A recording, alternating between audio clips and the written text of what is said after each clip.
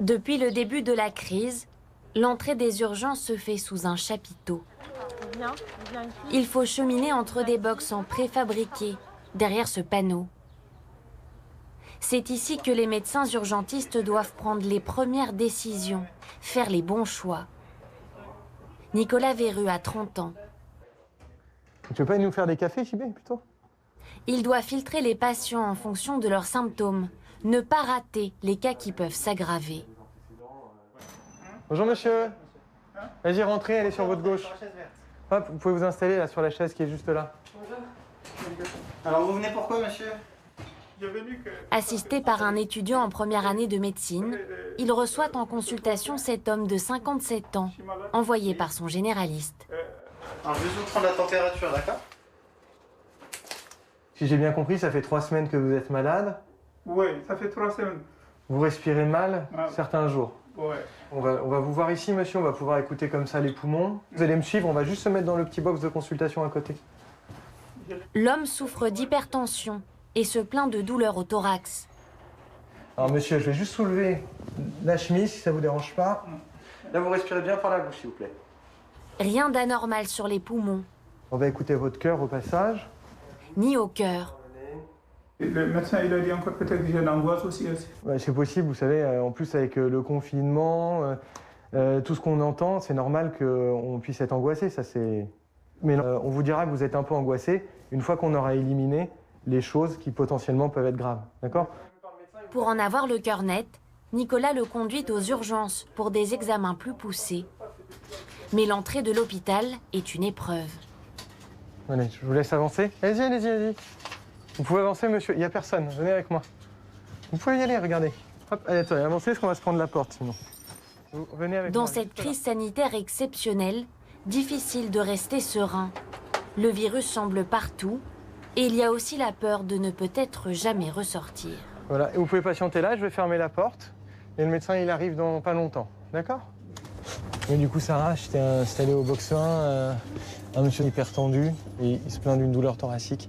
Voilà, c'est pas forcément ce qu'il y a de plus typique, mais dans la période... Nicolas apprendra quelques heures plus tard que son patient n'était pas atteint du coronavirus. C'était bien une crise d'angoisse. Faire le bon diagnostic face à un virus qu'on connaît mal, mais aussi prendre des décisions particulièrement difficiles quand on ne peut pas réanimer tous les cas qui s'aggravent. On ne décide pas, nous, dans notre coin, en tant qu'urgentiste, tout seul, d'une limitation de soins. C'est-à-dire qu'on en discute à plusieurs, donc c'est plusieurs médecins des urgences, avec l'équipe de réanimation. D'ailleurs, généralement, on essaie d'inclure le plus possible aussi les familles, enfin, pour qu'elles puissent comprendre notre décision. Ces malades du Covid, trop fragiles pour être intubés, sont orientés ici, dans cette aile qu'on appelle le service de soins de limitation thérapeutique. Il a été ouvert une semaine avant notre tournage. Elle a mangé? Anaïs Girard a 27 ans. Elle est infirmière. L'un de ses patients est arrivé aux urgences quelques jours plus tôt. Il souffre d'un grave problème au foie. En fait, c'est un patient atteint du Covid, mais qui est, oui, en fin de vie. Voilà. Donc vous savez qu'il va décéder dans le service. Oui. Donc là, on l'accompagne. Et c'est très dur. Bah, pas évident. C'est on pas va évident dire. parce qu'il y en a beaucoup, quoi. Ouais.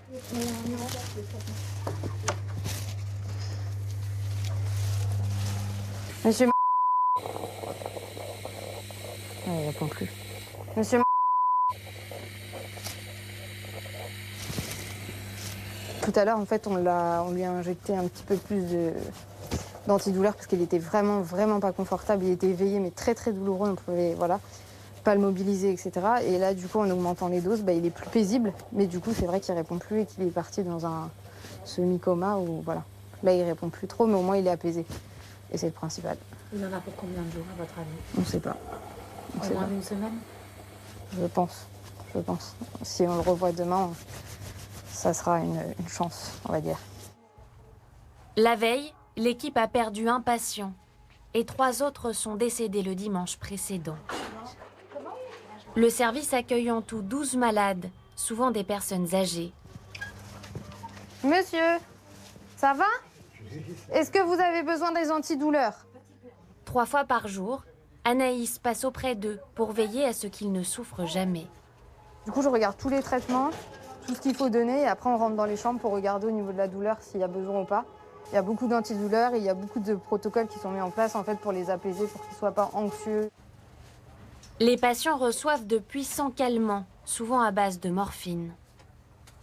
C'est le seul département Covid où la visite d'un proche est autorisée. Le reste du temps, il n'y a que les soignants pour les accompagner. Madame, ça va? Bah alors, on se remet un petit peu au fauteuil? Non, allongé? Vous voulez un médicament pour la douleur? Oui? Anaïs est une présence réconfortante pour cette ancienne infirmière en maison de retraite. Vous êtes bien soignée ici? Oui, je suis contente de mes collègues. Parce qu'ils sont gentils comme moi. Parce qu'on a fait des bons métiers. Vous étiez infirmière aussi? Oui. Eh ben dis donc. Bien sûr. Allez-y. Merci, cher collègue. T'as rien. Pour la toux, ça c'est le virus, madame. C'est le virus qui fait ça. Ça va passer, d'accord? On va revoir avec le médecin. Ces patients ne seront pas réanimés si leur état s'aggrave, mais ils ne sont pas condamnés pour autant. C'est des gens qui peuvent s'en sortir, donc on met tout ce qu'il faut en place pour qu'ils s'en sortent.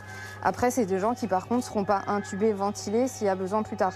Il y a des gens qui, par exemple, vont sortir bientôt du service parce qu'ils ont réussi à surmonter le virus et ils vont sortir en bon état. Et chaque guérison est une petite victoire. Le jour de notre tournage, une dame a réussi à quitter le service. À 87 ans, elle a surmonté la maladie.